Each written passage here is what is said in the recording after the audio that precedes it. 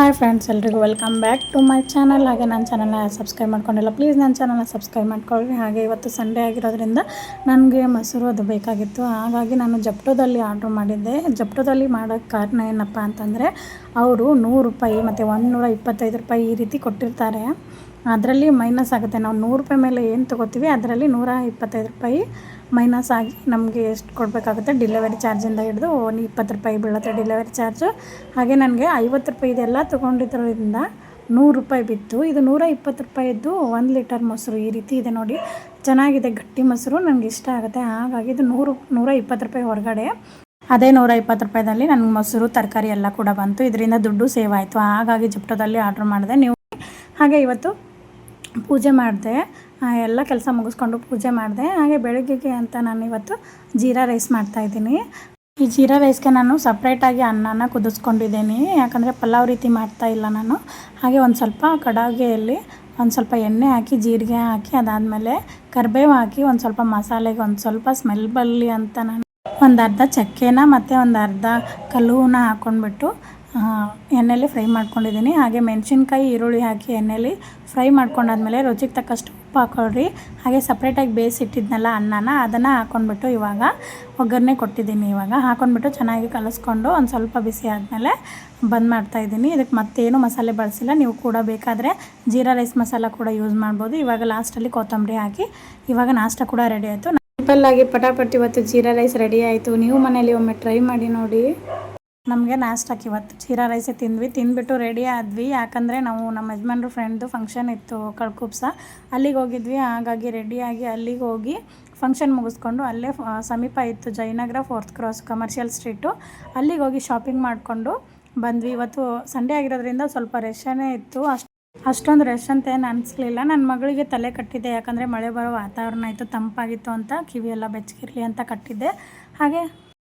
ಹಾಗೆ ಅಲ್ಲಿಂದ ಕಮರ್ಷಿಯಲ್ ಸ್ಟ್ರೀಟಿಂದ ಎಲ್ಲ ಶಾಪಿಂಗ್ ಮಾಡಿಕೊಂಡು ಬಂದ್ವಿ. ಅಲ್ಲಿಂದ ಏನೇನೆಲ್ಲ ತೊಗೊಂಡು ಬಂದೆ, ಏನೇನು ಶಾಪಿಂಗ್ ಮಾಡಿದೆ ಅಂತ ಹೇಳ್ತೀನಿ.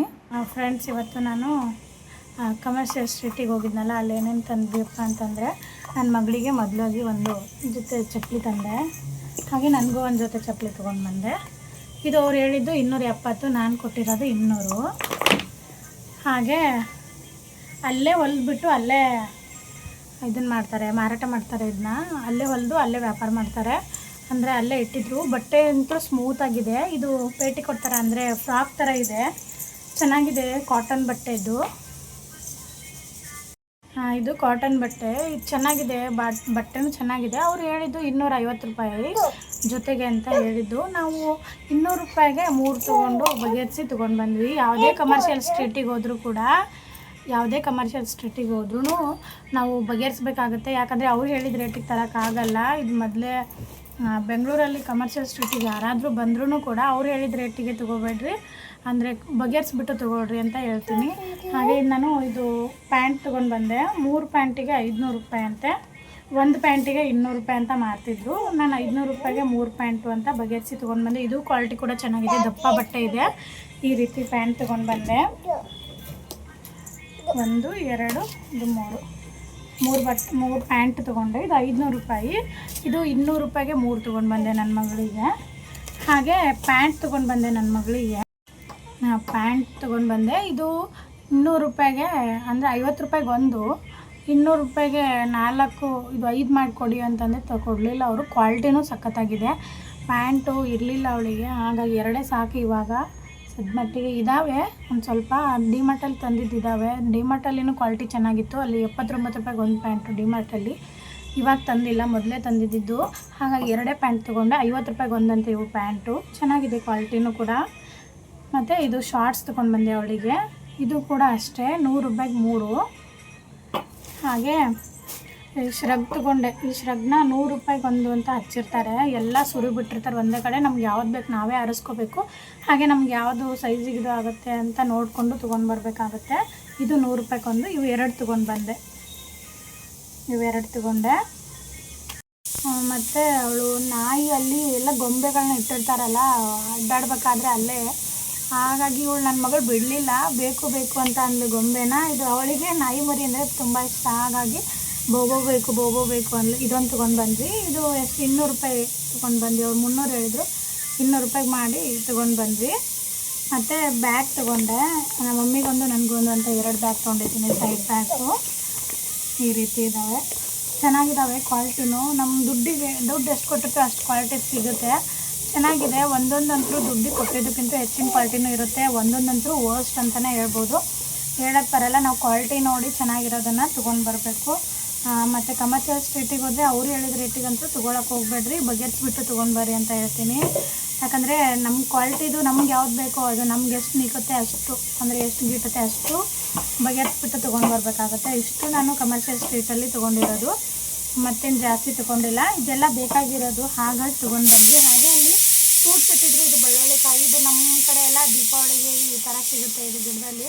ಅಲ್ಲಿ ಹಣ್ಣಾಗಿರೋದೇ ಇಟ್ಟಿದ್ರು, ಯಾಕಂದರೆ ಚೆನ್ನಾಗಿ ಅನ್ನಿಸ್ತು, ಹಾಗಾಗಿ ತೊಗೊಂಡು ಬಂದೆ ನಾನು. ಚೆನ್ನಾಗಿದೆ ಇದು. ಹಣ್ಣು ತಿಂದರೆ ಬೆಲ್ಲ ಹಾಕ್ಕೊಂಡು ತಿಂದರೆ ಚೆನ್ನಾಗಿರುತ್ತೆ. ಈ ರೆಸಿಪಿ ಕೂಡ ನೀವು ವಿಡಿಯೋದಲ್ಲಿ ಹಾಕ್ತೀನಿ ನೋಡಿ, ಚೆನ್ನಾಗಿರುತ್ತೆ ಇದು ಹಣ್ಣು. ಸ್ಮೆಲ್ಲು ಬೆಳ್ಳುಳ್ಳಿಕಾಯಿ ಅಂತೀವಿ ನಾವು.